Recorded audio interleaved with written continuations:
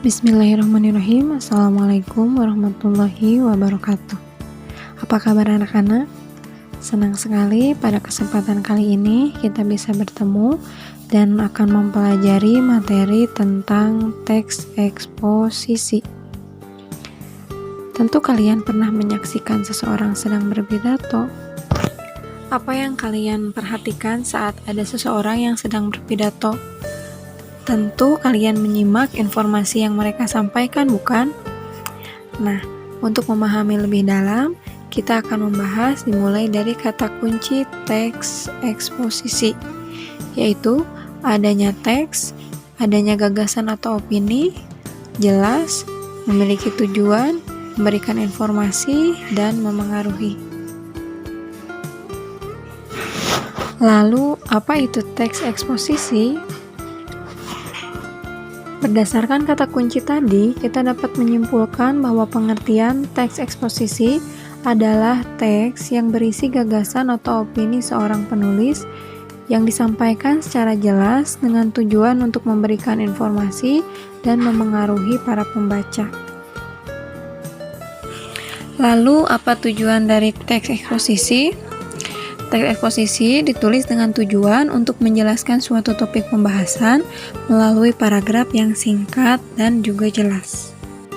Dengan kata lain, seorang pembaca akan mampu tertarik untuk mengikuti atau melakukan sesuatu yang dijelaskan oleh penulis melalui teks eksposisi.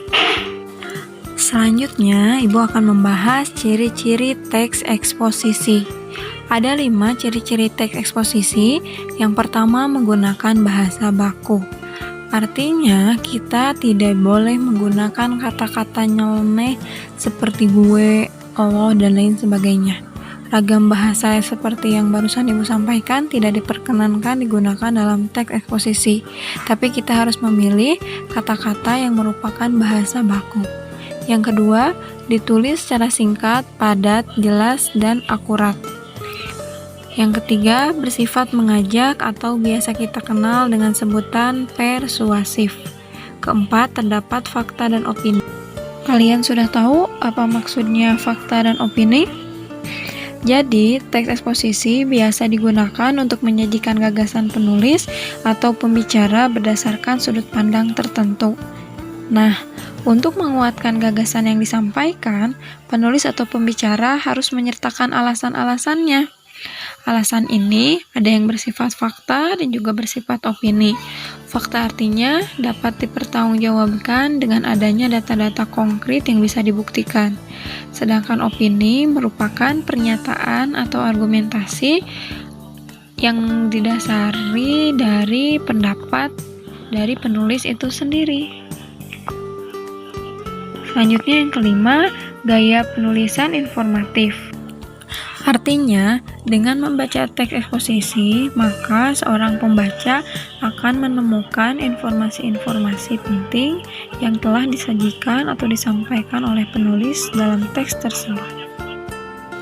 Selanjutnya, struktur teks eksposisi. Ada 3 struktur teks eksposisi. Yang pertama adalah tesis. Tesis artinya adalah gambaran terhadap suatu topik secara umum yang disampaikan oleh penulis. Biasanya terdapat pada paragraf pertama. Kedua adalah argumentasi. Argumentasi merupakan pendapat yang disampaikan oleh penulis dan dikuatkan dengan fakta-fakta. Selanjutnya yang ketiga, penegasan ulang atau rekomendasi. Penegasan ulang atau rekomendasi merupakan simpulan yang diambil dari argumentasi dan data yang sebelumnya sudah disampaikan. Kaidah kebahasaan teks eksposisi. Kesatu, menggunakan pronomina. Ada yang tahu apa itu pronomina? Benar, pronomina artinya adalah kata ganti. Di sini, pronomina dibagi menjadi 2 macam, yaitu pronomina persona dan pronomina non-persona. Apa perbedaannya?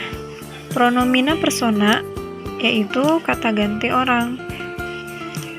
Dibagi juga menjadi 2, yaitu persona tunggal dan persona jamak.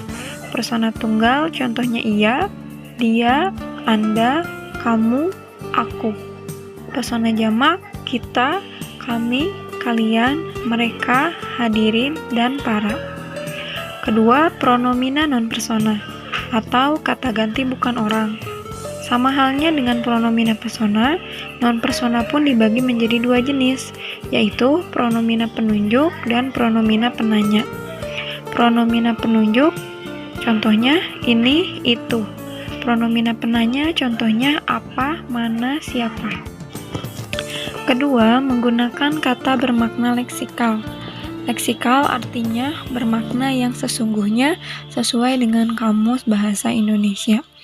Makna leksikal ini dibagi menjadi nomina, verba, adjektiva, dan adverbia. Nomina merupakan kata yang mengacu pada kata benda.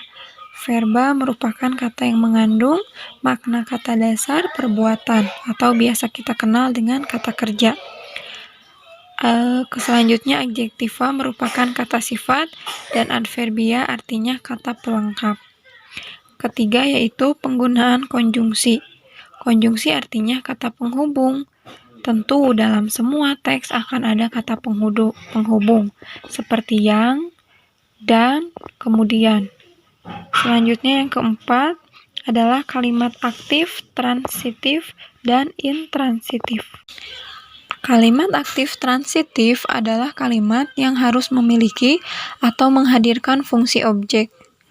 Contohnya, setiap siswa, artinya subjek, harus memiliki predikat sifat terpuji objek.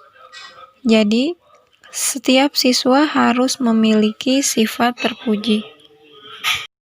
Selanjutnya yang kedua, kalimat aktif intransitif, yang artinya tidak memiliki atau tidak menghadirkan objek. Contohnya, pesawat itu mengudara dengan sempurna. Pesawat itu subjek, mengudara predikat dengan sempurna adalah kata keterangan. Jadi, perbedaan aktif transitif dan aktif intransitif adalah terletak pada adanya objek. Jika aktif transitif harus ada objek, sedangkan kalimat intransitif tidak ada objek. Bagaimana anak-anak? Sampai sini paham? Jika ada yang ingin ditanyakan, silahkan kalian boleh menghubungi ibu melalui grup WA. Selanjutnya, seperti biasa, tugas hari ini kalian harus mengumpulkan via Edmodo. Pertanyaan pertama yaitu, cari dan bacalah teks eksposisi tentang pekerjaan dari berbagai sumber. Yang kedua, kalian tulis informasi apa saja yang terdapat pada teks eksposisi yang kalian baca. Ketiga, temukan pula fakta dan opini dalam teks eksposisi tersebut. Kerjakan di buku tugas dengan rapi dan fotokan melalui kamera kalian, nanti kirimkan dengan Edmodo. Baik anak-anak, kita tutup pertemuan kita kali ini dengan membaca hamdalah bersama. Alhamdulillahirrabbilalamin. Akhir kata, selalu ada doa yang harus diupayakan. Terima kasih, semoga informasi yang Ibu sampaikan dapat bermanfaat. Wassalamualaikum warahmatullahi wabarakatuh.